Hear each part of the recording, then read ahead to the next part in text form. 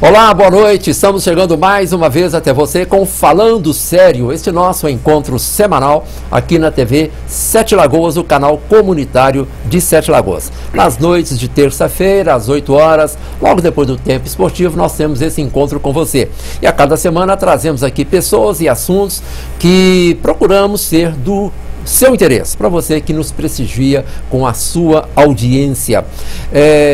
Nas últimas pautas, esse programa tem tratado muito de arte, e é o que vamos fazer mais uma vez hoje, especificamente de teatro, essa arte milenar que encanta as pessoas. E hoje, com muita satisfação, nós temos aqui João Valadares, que já, apesar da pouca idade, já tem uma grande bagagem na arte cênica, no teatro, ator, professor de teatro, sete lagoano, mas que divide o tempo hoje entre Sete Lagoas e Belo Horizonte, e vai falar dessa segunda temporada de teatro, que começa brevemente aqui em Sete Lagoas. João, prazer recebê-lo aqui, obrigado por aceitar o nosso convite, e que nós possamos ter coisas boas para falar para os nossos telespectadores. Claro, um prazer também estar aqui. Acho que vai ser bacana aí, a gente está começando agora uma segunda temporada de teatro, acho que pode ser muito interessante, sim, muito bom para todo mundo. Bom, João, antes de falarmos especificamente da segunda temporada de teatro, eu gostaria que você falasse um pouco da sua trajetória pelos palcos, como ator, como professor, como diretor. Houve uma inserção pelo cinema também, que acho que é um caminho natural, não é isso? Mas principalmente por trás das câmeras. Isso. Eu tenho uma professora que falou uma vez que a minha história é elipsoidal. Porque ela começou assim, eu era da área técnica, eu estudei aqui na escola técnica, um curso de eletrônica, e trabalhei 7 anos com eletrônica. Eu estudei no Senai também, fiz um curso lá, aquele curso de 1 ano e meio, que foi muito legal, ajudou muito na minha formação, assim, sabe, ética, né, e postura mesmo, né, de como tomar as decisões na vida. Acho que foi muito legal. E aí era dessa área técnica. E aí, em algum momento, sempre gostei muito de ler, gostava de ler filosofia, ganhei, assim, com 15 anos eu ganhei aquele livro, O Dia do Coringa, que é do mesmo autor do Mundo de Sofia, Joyce Tengarden. E aí, aliás, esse Mundo de Sofia não é fácil de ler, né? Porque são duas realidades paralelas, né? Mas é uma delícia, assim, acho que com 15 anos era um ótimo momento para mim começar a ler esse livro, e ele realmente me transformou. Depois desses 2 livros, eu comecei a buscar os filósofos, voltei a ler literatura, aquela coisa que na escola a gente lê e às vezes acha chato, né? Machado de Assis, José de Alencar. Quando eu lia na escola era difícil, e depois que eu revisitei eu acho maravilhoso, hoje eu adoro todos eles. E aí, por conta desse gosto pela literatura, eu acabei indo fazer jornalismo, apesar de estar inserido na área técnica, já trabalhava lá em Belo Horizonte há 7 anos com a área técnica e tudo. Eu fui fazer jornalismo por esse gosto da leitura, comecei a escrever também, escrevi uns poemas, declamava aqui, segurando o papel na mão, tremendo. O papel tremia. O papel tremia, né? Eu sei que ele estava lá, no devia ter um ventilador ligado. E ele, e enfim, declamava os poemas lá no Serão Poético. Serão Poético. E quando foi dentro do jornalismo, fazendo jornalismo, escrevendo, lendo e tudo, em algum momento eu tive uma disciplina que era de cinema, chamava História e Análise da Produção Audiovisual Contemporânea. E aí a gente conheceu os principais cineastas, né? A disciplina era isso, a gente conhecia as estéticas, né? As vanguardas e tudo. E quando eu conheci, né, a partir dessa disciplina, eu falei, gente, pode ser que seja aqui que eu vá escrever as minhas histórias, que eu já escrevi os contos, os poemas, gostei muito da ideia da coisa, além de estar escrita, ela ser representada. Gostei muito disso. Mas é um novo formato de escrita. Isso. É um novo formato. Claro, o roteiro é uma outra estética. Mas assim, mas uma forma de discutir as ideias mesmo, né? Essa coisa meio idealista mesmo da juventude. Falei, vou discutir minhas ideias aqui. E o primeiro curta, ele chamava-se Humanamente Mefisto, que era a partir do Fausto do Goethe, né? Que depois, 6 anos depois, eu fiz no teatro Fausto. Depois eu conto a história, mas ele... E aí fui fazer esse curta, que era a história de um ator de teatro. Na época eu não conhecia o teatro, não sabia nada de teatro, mas era a história de um ator de teatro que as palavras do texto que ele falava lá no Fausto fazia sentido para ele na vida. Ele estava lá com a esposa e tal. A vida imita a arte. Isso é tão falado, né? E era, né? O Fausto é um personagem, né, assim, de meia idade, então, aquela coisa do existencialismo. Aí ele ia falar uma frase. Ele estava conversando com a mulher, na hora que ele ia, né, dar uma resposta para ela, vinha um texto do Goethe. E ele tomava um susto assim, e assim, né, essa coisa da peça ia entrando na vida dele. Era esse o curto.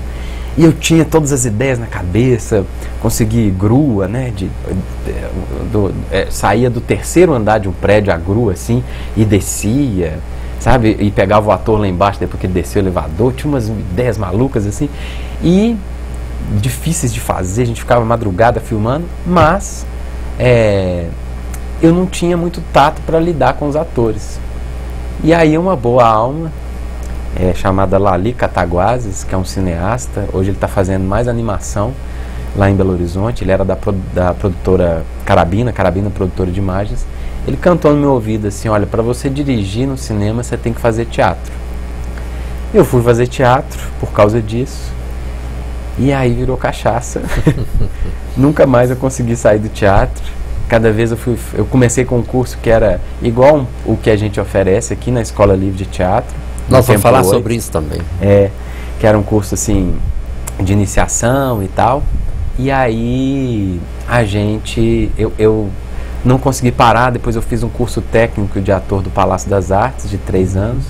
Depois eu fiz um curso em Paris com o Philippe Goulier, que foi muito importante para mim.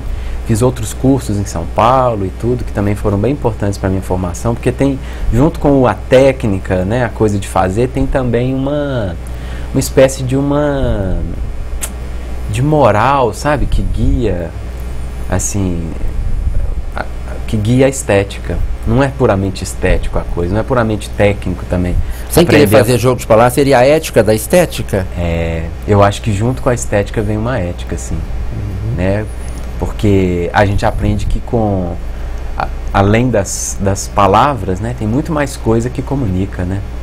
Então o seu corpo, né, a sua conduta mesmo, acho que tem sempre essa questão, assim. E uma forma de trabalho, né, a pesquisa, a luta diária, esse cotidiano que você vive, que é difícil, né, em tudo na vida, em qualquer profissão, né? Claro. Que você vive e passa, né, por situações difíceis, mas superá-las, né? E como superá-las e qual caminho escolher para superá-las, eu acho que é uma coisa que é ética e no teatro se transforma na estética. Ajuda. João Valadares, eu estava ouvindo atentamente você falar sobre essa sua trajetória, inclusive em outras profissões, e falando quanto cada uma dessas experiências possa ter contribuído. E aí me veio à mente aqui o trecho de uma propaganda. Eu não estou aqui fazendo propaganda do Banco Itaú não, mas da Fundação Itaú Cultural, que eu reputo das mais importantes. Não sei se você concorda comigo, mas tem projetos culturais muito interessantes. Sim. Um trecho diz o seguinte, do jingle: toda experiência pode ser educação. Eu acho que se encaixa nisso aí, né? Com certeza, com certeza. Como professor, né, eu já tive uma experiência de professor na UFMG, como professor substituto, já tive, e sempre dou aula, né, hoje eu dou aula na Escola Livre de Artes de Belo Horizonte, que é né, chamada Arena da Cultura, tipo um apelido da escola, e dou aula numa outra escola de teatro musical chamada Centro de Atividades Musicais e Artísticas, tem uma sigla CAMA. E dou aula aqui, né, na Escola Livre de Teatro, lá no Templo 8. Sempre, como professor, eu fico pensando sobre essa questão, porque às vezes o aluno que ele precisa, para a sua formação, mais do que vir fazer exatamente, ele precisa ter bagagem, sabe? Então viver essas experiências, né? Muitas vezes relacionamento, né? O amor, né? A paixão, E claro, eu falo, também aprendi isso na comunicação, que criatividade não é uma coisa que nasci hoje criativo, ou então acordei hoje inspirado, né, vou fazer tudo que eu posso aqui para, né, vou criar uma peça, sei lá, hoje porque eu estou criativo. Não, eu acho que criatividade tem a ver com bagagem, com articulação, né? Eu fui lá no museu, vi aquela... Ela precisa ser alimentada? Eu acho, né? Tem que ver peça de teatro, tem que ir no museu, tem que ver bom cinema, né? Tem que, né? Eu creio ver boa televisão, né? E uma alimentação constante. Jornal, né? Tem que se alimentar, porque aí, na hora de criar, você tem da onde tirar. Você tem bagagem, você tem... E aí a criatividade, ela é na articulação do que você aprendeu. É um outro jeito de falar que na vida nada se cria, tudo se transforma. Viva Lavoisier. Né? E talento? Como que você... Eu não vou te pedir para definir, porque é claro, é indefinível. Mas como você convive com essa palavra, com essa coisa que se chama de talento, que é tão, eu acho que tão indefinível? Eu acho que sim, existe talento, existe dom no teatro que a gente está falando, né? Sim. Interpretação. E vejo todos os dias, isso, né, é bem presente na minha vida, vejo nas outras pessoas e tal. Mas tem uma questão que é muito mais clara para mim, que na arte, em geral, eu acho, que está ligada ao desejo, sabe? A vontade da pessoa. Eu na escola lá, né, no Palácio das Artes, primeiro, para entrar no palácio, você tem que ter alguma coisa, sabe? Porque são, às vezes, 300 candidatos para 20 vagas, né? Muita gente tentando. Não sei quanto que dá a porcentagem por vaga. Mas eu acho que depois que entrou, né? Todo mundo ali, mais ou menos, tem um talento. 15 candidatos por vaga. É uma competição, né? E fica muita gente fora. Dos vestibulares mais concorridos. Eu fico pensando 280 pessoas que querem e não podem, né? Enfim. E não subiram o primeiro degrau, né? E então, quer dizer, essas 20 que entram, provavelmente as 20 e outras, tantas que ficaram de fora, têm um certo talento.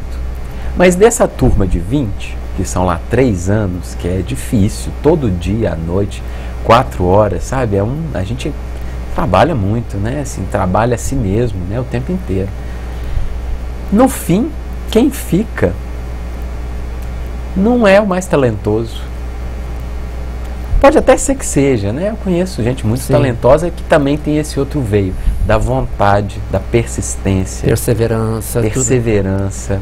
Consegue lidar com o fracasso, consegue lidar com situações de aperto financeiro. É uma formação holística, não é apenas aquela coisa direcionada ao talento, né? Sim, eu acho que na arte tem essa questão, assim. E, né, eu, por exemplo, eu achava que eu não era o melhor ator da turma, com certeza não era. Mas os melhores hoje não estão mais fazendo teatro. E tem outros que não eram tão bons e que estão, dessa minha turma que se formou. E eu vejo isso toda turma que eu dou aula, na UFMG, essas experiências todas de professor, na UFMG, na Arena da Cultura, no CAMA, aqui na escola, né? Aqui a escola já tem 6 anos, então já tem muitos atores que passaram, alguns até hoje trabalham com a gente, são professores da escola, são professores de outros projetos que a gente tem, né, que eu gostaria de falar sobre ele também, o Arte Concreta. E estão atuando nos nossos espetáculos e tal, ainda estão lá. Outros que talvez nem estão, talvez até mais talentosos, já não estão mais, foram fazer outra coisa. Por escolha ou por... Claro, por circunstância, né? Mas veja bem, João, uma coisa que você falou aí, eu gosto muito de extrair coisas das respostas dos meus entrevistados. Você falou o seguinte: eu sabia que eu não era o melhor. Tá, aí eu fiquei pensando aqui o seguinte: eu acho isso muito bom. Você estar num grupo e não só achar, ter consciência de que você não é o melhor. Por quê?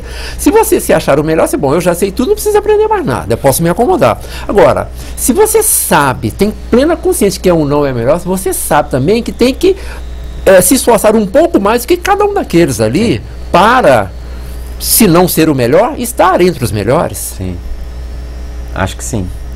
Eu lembro de fazer coisas assim, dentro disso que eu falei que é uma ética, que eu acho que é uma filosofia do fazer, né? Eu sempre ensino e repasso uma certa filosofia de um grande encenador polonês chamado Jerzy Grotowski. Ele faleceu em 97 e teve uma história muito longa no teatro, assim, considerado um dos maiores encenadores do mundo. É um nome aurático, assim. Ele fala, não sei se ele fala, não é essa a palavra falar, mas está ligado com uma coisa que é o trabalho sobre si mesmo, sabe? Que o ator, ele trabalha lá com o grupo, ele trabalha com o diretor, ele, né, trabalha a si mesmo. Ele trabalha com os professores que ele tem ao longo da vida, né? A gente faz muito oficina, workshop como ator, até hoje eu faço. Esse fevereiro eu fui lá em São Paulo, em Campinas, fazer um curso do Lume Teatro, que vai participar da temporada. Estou super feliz, vai vir para Sete Lagoas, da temporada de teatro. Eles... que é essa coisa sobre si mesmo, né? O ator, o professor, o diretor, ele me aponta alguma coisa. Olha, você tem problema de dicção, você tem que tentar fazer as palavras caberem na sua boca, a gente usa uns termos assim, né? Fazer isso que é do personagem, que está escrito pelo autor, talvez caber, né, na sua fala e tal. E não tem outro jeito de fazer isso a não ser treinando e fazendo muito. Então eu lembro de ter uma fase no Palácio das Artes que eu fiquei mais ou menos uns 2, 3 meses lendo e relendo a antologia poética do Drummond em voz alta. Todo dia à noite sozinho? Eu lia sozinho. Todo dia à noite eu li em voz alta os poemas do Drummond. E além de me apaixonar por ele, eu acho que aprendi a falar, sabe? Qual era a pedra no meio do caminho? O que era essa pedra no meio do caminho? Não sei, eu tinha... E olha que eu falava bem já, assim, mas tinha alguma coisa... Parecia tinha uma certa resistência, assim. Não sei se vinha de uma timidez da época, que sempre tem, né? Claro. Muita gente vai procurar o teatro por causa dessa timidez. E minha posição sobre isso é que geralmente ela é o menor dos problemas, sabe? Ela é só a ponta do iceberg, né? João, uma coisa que está presente em todos os campos da arte é a vaidade. Como você lida isso nos seus diversos níveis de atuação como profissional? Ator, diretor, professor. Como é lidar com isso? Eu acho bastante complicado, né? Assim,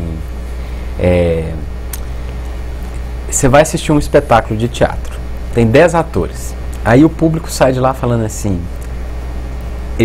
o espetáculo é ótimo, mas aquele ator, né? Tem isso, né? Já vem aí. Claro. Então, o público, o ator, né, o que está fazendo teatro, ele já recebe isso. Serve para o diretor, serve para o iluminador, serve para o cenógrafo, né? Há 3 anos, esse foi o 3º ano que eu participo da comissão do Prêmio Simparc de Teatro de Belo Horizonte. Então, nos últimos 2 anos eu era da categoria adulto e nesse último ano eu fui da categoria infantil. Todo final de prêmio, depois que saem os premiados, tem o premiado feliz e os outros infelizes. Se achando injustiçado. Se achando injustiçado, né? Desde a indicação, que a gente indica 5 a cada categoria, né? E eu acho importante, sabe assim, e muita gente, acaba que a classe não consegue lidar muito bem com isso. É difícil. Eu acho que a gente, né, eu já tive do outro lado, assim, falando, gente, mas eu vou ver o outro espetáculo, né, e vou ver o outro, às vezes até fora, não é nem o meu espetáculo, eu falo, gente, mas aquele espetáculo, e esse aqui que é tão melhor, sabe assim, ninguém nem citou ele, não é possível. Mas eu acho que uma comissão, ela é formada por mentes diferentes, né, então passa por isso. Essa questão da vaidade, ela está presente o tempo inteiro, né. Mas é administrável. O retorno do artista é uma catapulta da vaidade, né? As palmas. Né? Tipo assim, nossa, estão me aplaudindo, né? Olha só. Né? Quando a gente vai falar assim, parabéns, você fez um bom trabalho, você deve ser aplaudido de pé. Não é assim? Para qualquer profissão. É, né? claro, o engenheiro, nossa, isso. Esse engenheiro tem que ser aplaudido. E o teatro é isso. Todo dia que acaba a peça, você tem aplausos, né? Ou seja, é o combustível da vaidade. Claro. Né? Alimenta, e o aplauso, né? Porém, né, tem o outro lado, né? Eu eu sou apaixonado, né, com teatro, deve ter dado para perceber. Claro. Eu acho que tem uma questão, assim, o que me move no teatro? 2 anos atrás eu estava dando aula na UFMG, e ao mesmo tempo apresentando um programa da Rede Minas chamado Ligado na Ciência, e estava assim, tenso, todos os músculos atrofiados, porque era responsabilidade demais. E aí eu estava fazendo acupuntura, e um dia o acupunturista passou a mão aqui assim, perto do meu dedo, entre esse dedo e esse, passou o dedo assim, e a acupuntura, para quem não sabe, né, você passa o dedo, aí tem que apertar, dói, né, ali tá doendo, você coloca uma agulhinha. E aí ele passou o dedo, eu falei, cara, se você apertar isso, é lá no meu pé, entre esse dedo do pé esquerdo, se você apertar eu vou chorar. Ele vai chorar? Vou chorar. Ele apertou, eu chorei. Chorei. E ele falou, que bom, João, a gente achou um ponto aí, né? Tem um choro preso, o que será que é isso e tal? E era um choro bom, de alívio, de coisa boa. E a gente ficou conversando, uma coisa meio análise, e ele falou assim, por que será que você está chorando? Assim, a gente ficou falando e tal, e até que uma hora, igual análise mesmo, eu tive uma eureka. Eu falei assim, já sei o que é. Esse choro é bom, é de felicidade. O que é? No teatro,